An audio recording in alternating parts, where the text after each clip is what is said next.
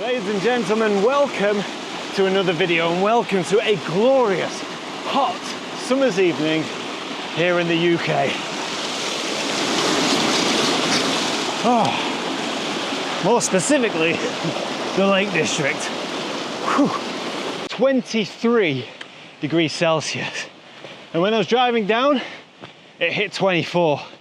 That's unbelievable, man. I'm absolutely roasting, but I am very excited to let you know that I finally have, and hopefully will get to use, my new tent. If you're a regular of the channel, you'll know that I ordered this new tent for a kayaking trip. It never arrived in time. I attempted to use the new tent last week when it did arrive, yet my plans were scuppered by a camping ban. Well, let me tell you, that is not going to happen this evening. We are on public access land.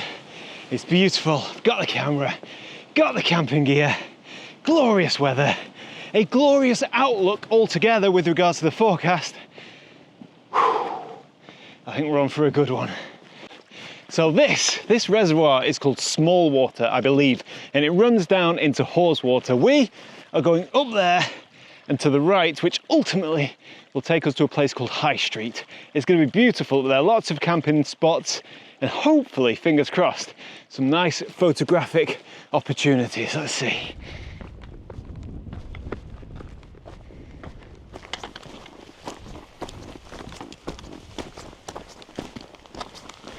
Oh, I'm not sure how much this comes across on camera, but that is a long, steep climb. Still, nothing we can't handle. Take our time and enjoy it.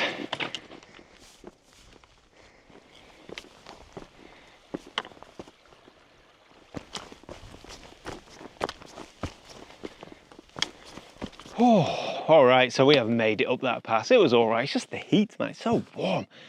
Wow. Well, that view, that is incredible. But we're not even halfway yet. I've got to get up Mardale Bell, which is up this way. So more climbing to go. But I'd say, yeah, we've gained a lot of height, which is good. And the views are beginning to open up.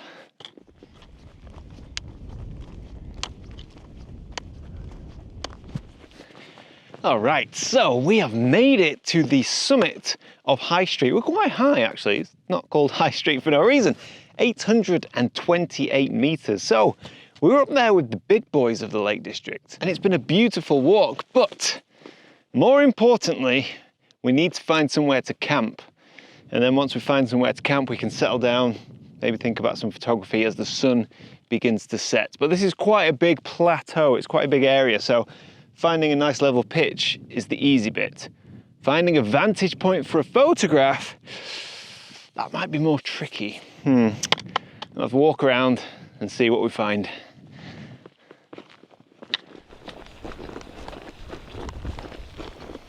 Yeah, I'm doing that thing I always do, where I can't stop. I keep wanting to know what's over the next hill, what's around the next corner. So I'm looking at a distant cairn or a distant summit trigger, just like the one where I was talking previously. Doesn't look too far away, 10-15 minutes, but I'm thinking, what is over the brow of that hill?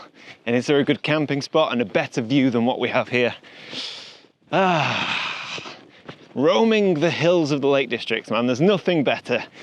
But soon I will have to settle on a camping spot. Oh, so 20 minutes later, we are approaching that trig point spotted from miles away. You can see over there. Where are we? Yeah, there. That's where I've come from. That's High Street.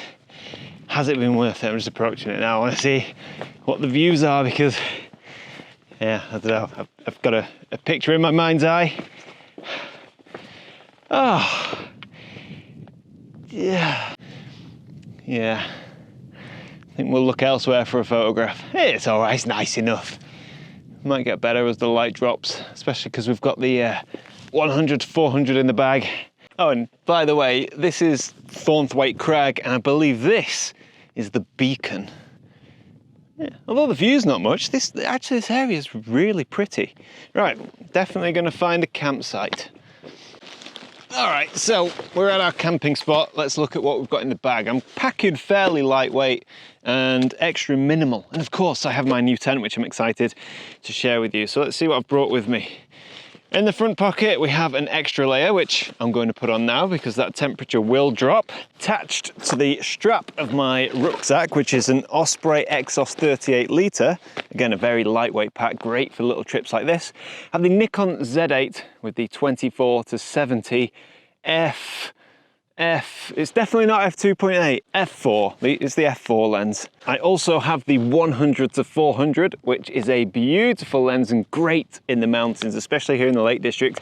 I expect when we do a bit of photography shortly, this bad boy's coming out. I'm filming on my DJI Osmo Pocket 3. This is the little bag with the spare batteries and grips and things like that. You will notice I don't have my big tripod. I elected to not bring it because I wanted to go as lightweight as possible. It was a choice between the big tripod or the big lens, and I chose the big lens because image stabilization on these cameras is so good that I can shoot mostly handheld, and if I do need a tripod, well, I will just borrow the one that you're sitting on. It's not the best, it's pretty flimsy, it breaks easily, I've replaced it many times, but it's lightweight, good size, and dead cheap. A second trekking pole. A nice sit pad. These things weigh nothing, and they're so handy to bring on little camping trips, and in fact, there we go, we'll use it now to kneel on. I've got my DJI Action 5. This is a great little camera just to shove in my pocket. It acts as a backup, but it's great inside the tent because it's such a wide angle lens. Yeah, you'll no doubt see the footage from this as we film later on into the evening and get inside my new tent. Of course, I've got some food, a nice fire pot, barbecued pulled pork for later, a couple of flapjacks, dessert and breakfast, the all-important long spoon. I have a head torch, and I also have this Nightcore power bank, which is really compact and lightweight. You don't even know you're carrying it, but this will give me charges on anything that may need it, whether it's a microphone, my phone, any cameras. It's really handy to have. My big inflatable pillow, my down jacket for when it gets cold or to use as a secondary pillow. One Jetboil. My Alpkit Whisper sleeping pad. Love this thing. Yes, it's bulky, but it's not that heavy, only about 750 grams, no, 720 grams. And it's so big and so comfortable and lovely and warm. Yeah, well, highly recommended. My Feathered Friends sleeping bag slash quilt. It's a quilt, but you can pull a drawstring and zip it up and turn it into a sleeping bag. I think tonight, it almost certainly is going to be a quilt because it's lovely and warm. And finally, my new tent. Here she is, fresh from China, and still has the tags attached. So yeah, I haven't even pitched it, man. Let's have a look. So this tent is nothing new. People have been using this for years and it gets really good reviews. It's called the Lanshan 2, and I've wanted one for so long, but you can't get them in this country. You have to order them from China. It took weeks to come, and then I had to pay all the import tax and duties and things like that. But the beauty of this tent is that there's no poles with it. You use your trekking poles, which means this is really lightweight and it squashes down. Now, the reason I wanted it for my kayaking trip, which was a few weeks ago now on this channel where I kayaked across Scotland, well, it's because it's so big. It's not big, it's a small, you know, it packs down small, but when you spread it out, it has a big footprint, 2 big porches and a big sleeping area. Now, people rave about this tent. It has a brilliant reputation and it's dead cheap as well. This is about £100. Of course, you have to pay import tax and everything. So I think I paid about 140 total for this, but I think it'll be worth it. Let's have a look. Now, actually, before we get this out and set this up properly, this video has a sponsor, so if you wouldn't mind, let me just thank MPB for sponsoring this video. It's a huge help. It helps pay for this tent. Now, if you don't know who MPB are, they're a place where you can buy, sell, and trade your used camera gear. Now, the great thing about MPB being a sponsor of this video is that I've used their services for years. I've sold several cameras with them, and it's such an easy process. So if you've got some gear sitting around that you're not using and you need some extra income, well, it's very easy and faff-free, it's very easy and faff-free to sell your gear with them. You just basically tell them what camera you've got, what condition it's in, they'll give you a price. If you're happy with the price, you accept it, they'll send you a shipping label, you'll ship it off to them, and then the money is in your bank in no time. Of course, they don't just buy gear, they have a ton of used gear available for you to purchase as well, so you can get some great bargains, or you could just do a straight up trade. So if you fancy giving MPB a go, there is a link in the description below. And as I always say, if you use that link, then they'll know that you went there via this video, and then hopefully they will continue to sponsor this channel, meaning buying tents and stuff. So let's get it set up.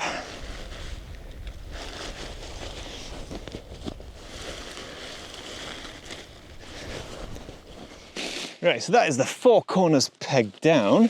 Now, I believe you just get a hiking pole, shove it in, same on the other side, and jobs are good.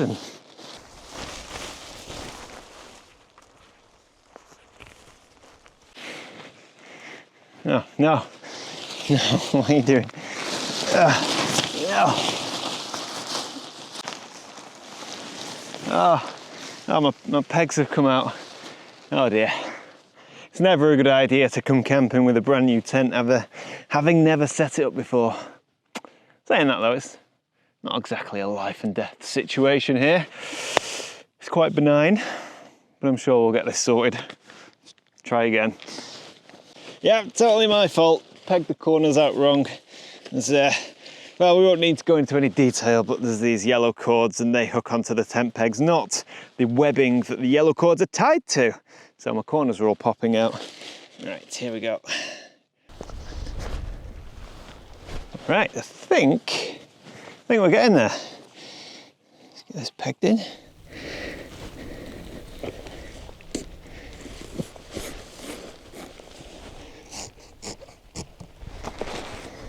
All right, I just need to peg out the front porch here. Let's have a look.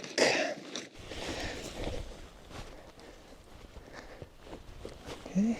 Same again on this side. Oh, hang on a minute. Houston, we have a problem.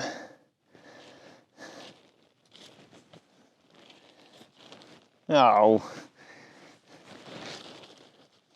that's flappy. That's nice and tight, but... All right, problem solved. Luckily, you get a couple of spare guy lines in with the tent, and thankfully, I had this carabiner clipped to my rucksack, so I've just pegged this guy line way out here, and then I'll just clip that into this, and we have ourselves a tent, albeit with a huge gap under there, which is fine because that will let the air flow. I'm sure this is user error. Anyone who's used this tent, the Lanshan 2, please let me know. But yeah, I'm pretty sure there shouldn't be a 1 foot gap. Although this evening, I'll probably appreciate it because, yeah, that'll let the breeze through.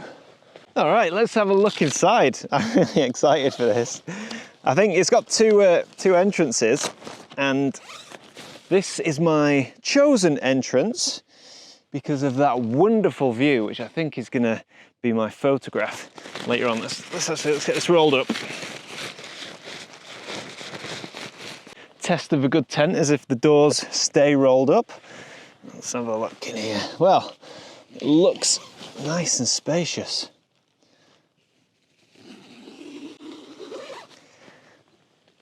Oh yes. Oh, this'll do me. We've got a nice big porch over here, and even that could be extended further once I figure out how to pitch this properly. Yeah, we're sagging a little bit here, but it's not too bad. Loads of floor space and a ton of headroom. So it's so much bigger than my Nordisk Telemark 2. You've got this big porch here, which when this is zipped up will shield from any rain. Not that we're going to have that today. Oh yeah.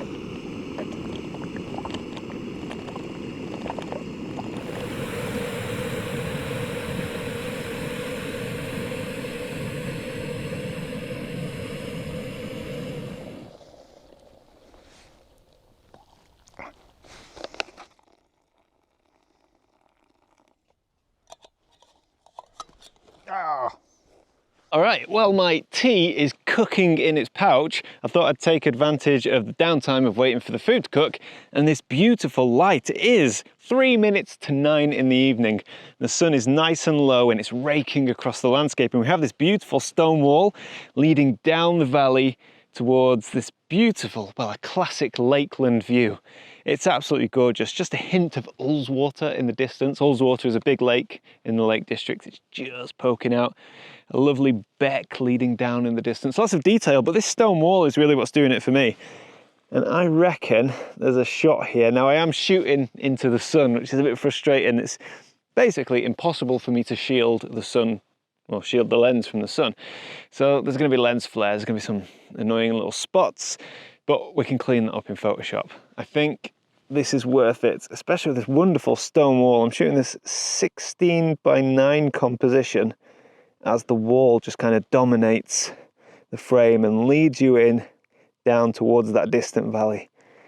Not focus stacking, I'm at f11. I'm basically focusing in the middle of the wall, which is probably about 20 meters that way. I've just realized most of that was me out of frame. The great thing about videoing by yourself, but honestly, I wouldn't have it any other way.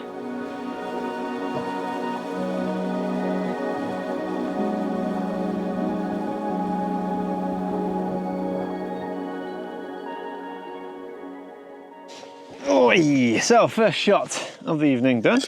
I don't know, just one to get us going. First one's always the most difficult. I need to eat, man. It's a long, it's a good couple of hours, 2.5 hours, pushing 3 to get here, and I am hungry. This is so good. This is the view. The view is incredible. That is so good.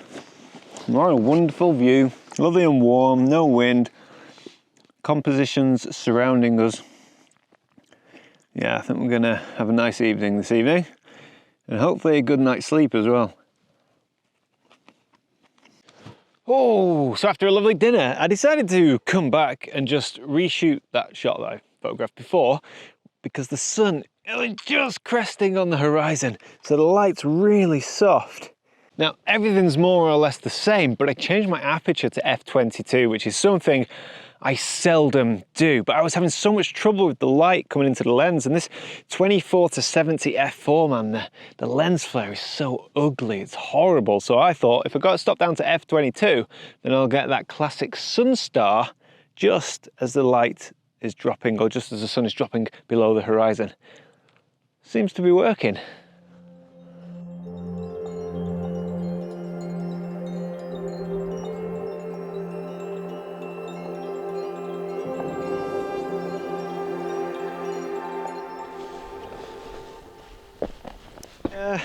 Photography, I'll be honest with you, it's not been great. Light's kind of fizzled out now, and it's getting dark. But do you know what? Actually, let me get in my tent. I think I'm gonna get my shoes off. I think, yeah, I always struggle with summertime photography. Always. I say this every single year on this channel. It's the early starts, the late finishes, the crowded locations, the overgrown, excessive green of everything, and the busy woodlands. Yeah, I do always struggle. I prefer the rejuvenation of spring, the colours of autumn, and the solitude of winter. But summer, I could quite happily put my camera away. But I found a bit of not a solution, but what I tend to do in the summer months is not prioritise photography. So like photography comes down the list, and actually I started to prioritize activities like this, like camping, playing with my new tent, and that new tent smell. Who doesn't love that? Let's get this buckled up. There we go. Yeah, so during the summer I will go camping, but I tell myself it's not a photography shoot. It is a camping trip, and I just happen to be bringing my camera and massive lens, which is what we've done today. So there's no expectations, I'm not disappointed, there's no pressure. I don't know, maybe those photographs I took were quite nice, but it would have been nice to get more. But what's really fun is sleeping out in this environment, eating your dinner with a beautiful view, and sleeping under the stars, feeling the change in the air and the atmosphere, and the distant gurgles of sheep, which is what you always get here in the Lake District. Anyway, I'm absolutely exhausted. The sun's gone down now, so I am going to have my first night's sleep in this tent. I will let you know how I get on in the morning, and we'll be up for sunrise, so perhaps everything will be different in the morning and there'll be more photographs. We'll see. So, good night from me.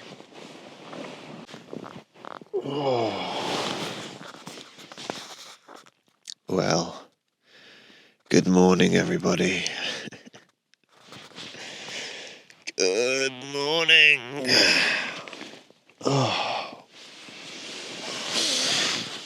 So, slept quite terribly last night.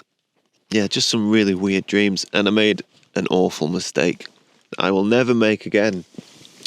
And that is that I did not bring my sleeping bag liner, which usually I wrap around my sleeping pad, almost like a sheet.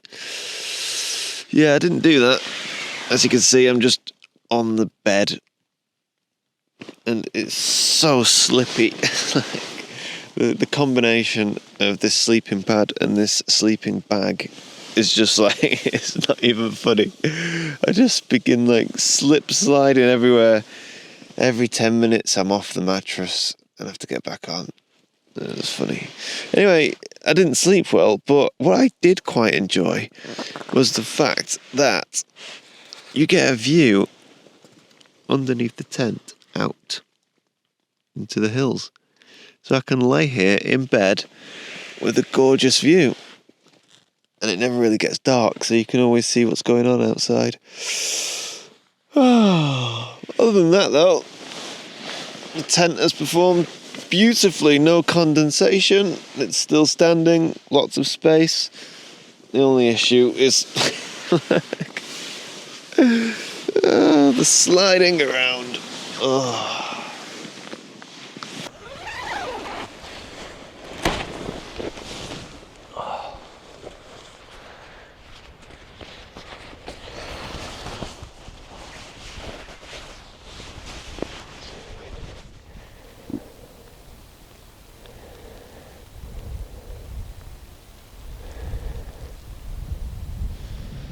There's a lovely view of the moon over to the west.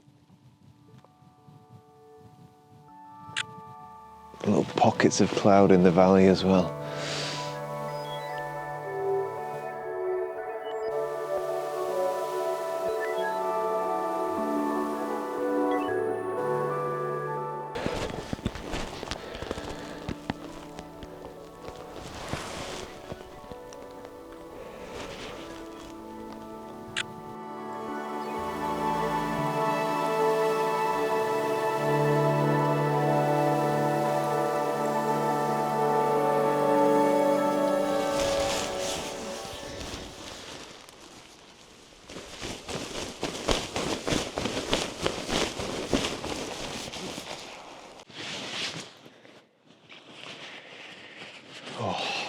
You can instantly feel the heat when that sun comes up.